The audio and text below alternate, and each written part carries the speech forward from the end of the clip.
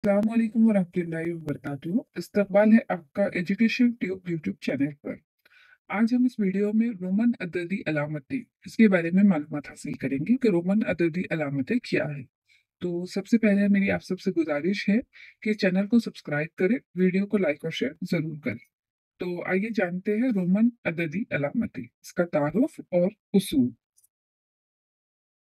Roman numbers एक कदीम अददी निज़ाम है जिसे रोमन सल्तनत यानी रोमन एम्पायर के लोग इस्तेमाल किया करते थे। ये निज़ाम आज भी कई जगहों पर अलामती तौर पर इस्तेमाल होता है। जैसे कि हम किसी जो बुक होती है, बुक के जो असबाब होते हैं, उसके नंबर्स देख ले तो वहां पर भी अलामत इस्तेमाल हो रही है।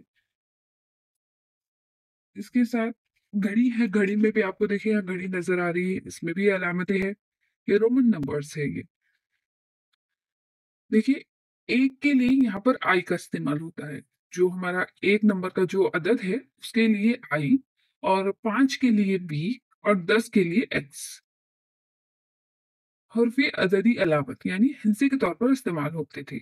ये जो अदद है इस हिंसे के तौर पर वहां पर इस्तेमाल होते थे। इसलिए अददों को लिखने के इस तरीके को, अब ये जो तरीका है, जो रोमन अदद लिखने का तरीका है, वो इस तरह है कि एक नंबर के लिए यहाँ पर कैपिटल आई, 5 नंबर के लिए यहाँ पर कैपिटल बी, और 10 नंबर के लिए यहाँ पर कैपिटल एक्स। इस तरीके को रोमन अददी तहरीर का तरीका कहते हैं।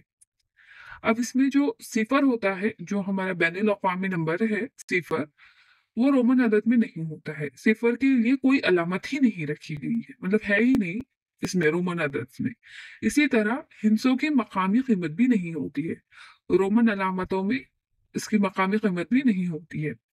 रोमन अददी अलामतों की मदद से, ये जो रोमन अददी अलामतें हैं जैसे कि capital I, capital B, capital X, इसकी मदद से दूसरे अदद लिखने के लिए बाज उसूल बनाए गए हैं। यानी कि आगे के नंबर्स बढ़ाने के लिए, दूसरे अदद लिखने के लिए रोमन्स में अलामतों के जरिए उसके लिए कुछ उसूल बनाए गए हैं। तो आज हम उन उसूलों के बारे में जानेंगे। तो सबसे पहले हम देखेंगे बैनुल अक़वामी अददी अलामतें। हम सभी जानते हैं कि बैनुल अक़वामी अददी अलामतें कौन सी है, जैसे कि 0, 1, 2, 3, ये हम हमेशा से देखते और पढ़ते आ रहे हैं। और इन नंबर्स की मदद से बेशुमार नंबर्स बनाए जाते हैं। इसी तरीके से उर्दू अददी अलामतें, ये भी हम देखते आ रहे हैं कि सिफर, 1, 2, 3। अब हम देखते हैं 7 बुनियादी रोमन अलामतें कौन सी है। देखिए, ये जो चार्ट है आपके सामने, इसमें रोमन अलामतें दी गई है, वो भी जो 7 है और बुनियादी है। उसमें है capital I, capital B, capital X, L, C, D और एम। ये बुनियादी अलामतें हैं।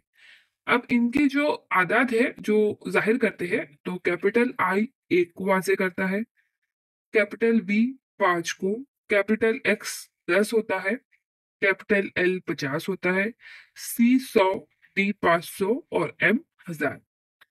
आप लोग चाहे तो इसका स्क्रीनशॉट ले लीजिए। अब हम देखते हैं इसके उसूल।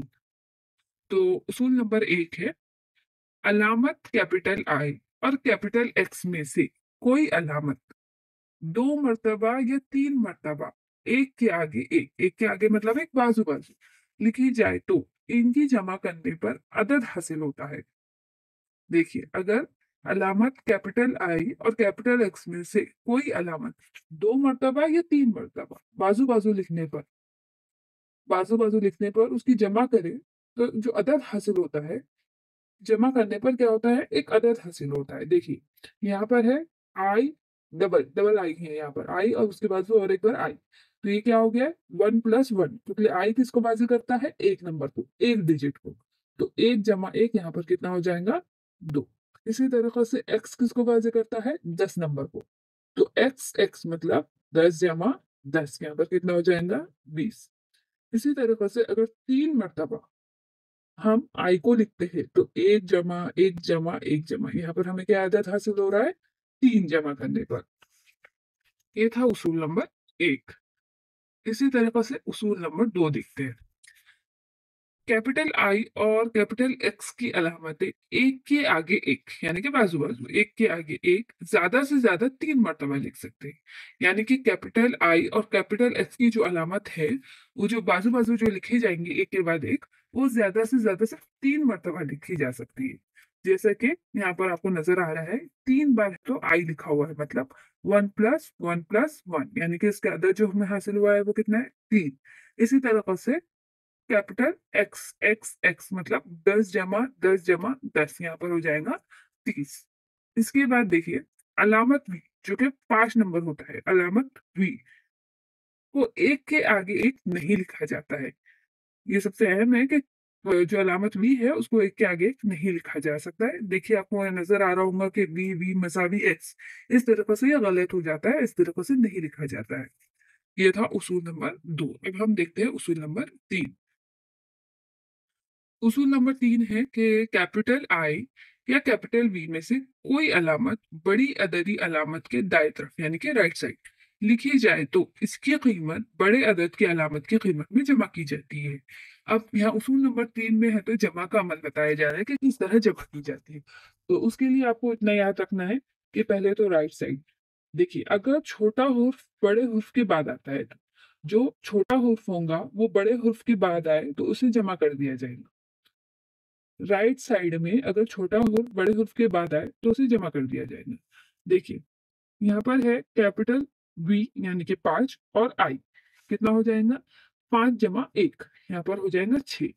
छोटा हुर्फ बड़े हुर्फ के बाद आ रहा है तो ये जमा हो जाएगा, मतलब कि 6। इसी तरीके से एक्स आई यानी कि 10 जमा 1 मसावी हो जाएगा 11। अब उसके बाद देखिए उसी के नीचे एक्स और 2 बार आई आ रहा है, मतलब ये कितना होता है, ये 10 जमा 2 मसावी हो गया 12। अब उसी के नीचे देखिए एक्स, उसके बाद 3 बार आई, मतलब 10 जमा 3 13। अगर छोटा हुर्फ बड़े हुर्फ के बाद आए तो उसे उसमें जमा का अमल कर दिया जाएगा। ये था उसूल नंबर 3 जो कि जमा के लिए दिया गया है। अब हम देखते हैं उसूल नंबर 4। अलामत आई, जो अलामत आई है, अलामत वी या एक्स के बाय यानी कि लेफ्ट साइड उल्टी जानिब लिखी जाए तो इसकी कीमत वी या एक्स की कीमत से तफरीक करते हैं। देखिए यहाँ पर हमने उसूल नंबर 3 में देखा था कि अगर छोटा हुर्फ बड़े हुर्फ के बाद आए तो उसे जमा किया जाता है। इसी तरीके से अगर छोटा हुर्फ बड़े हुर्फ से पहले आए, अब उसूल नंबर 4 में क्या है कि अगर छोटा हुर्फ बड़े हुर्फ से पहले आए तो उसे माइनस यानी कि मुनफी समझा जाता है। देखिए अलामत वी आई या एक्स के बाई तरफ यानी कि लेफ्ट साइड एक तरफ से ज्यादा ज्यादा मर्तबा नहीं लिखते हैं। देखिए यहाँ पर है तो वी है और उसके पहले 1 बार आई है, 2 से 3 बार यहाँ पर आई नहीं लिखा जाएगा। तो देखिए वी के पहले यहाँ पर क्या आ रहा है, बड़े हुर्फ के पहले छोटा हुर्फ आ रहा है, तो यहाँ पर होगा मनफी यानी तफरीक का अमल। अब इसमें से तफरीक कैसे होंगी, यहाँ पर ये वी हो गया 5 और ये आई हो गया 1, तो 5 - 1 यहाँ पर हो जाएगा 4। इसी तरीके से ये x यानी कि 10 और ये i यानी कि 1, तो 10 - 1 यहाँ पर हो जाएंगे 9। तो ये था उसूल नंबर 4। अब देखते हैं कुछ मशक़ी सवालात।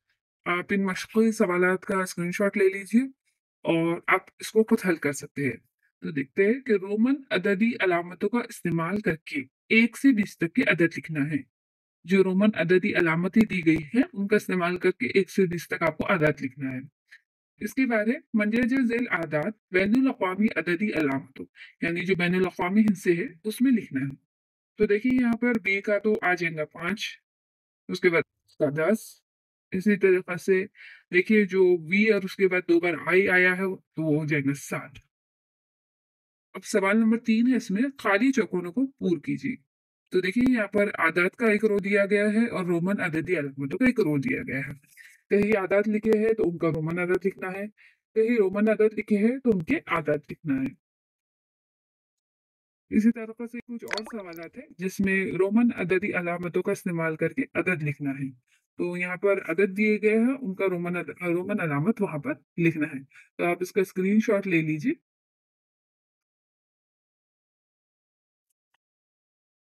और इसकी आप प्रैक्टिस भी कर सकते हैं। ये आपको रैज़ी की 5वीं की किताब में भी मिल जाएगा और 5th की स्कॉलरशिप की बुक में 5th की स्कॉलरशिप बुक में से भी आप इसकी प्रैक्टिस कर सकते हैं। तो आज हमने इस वीडियो में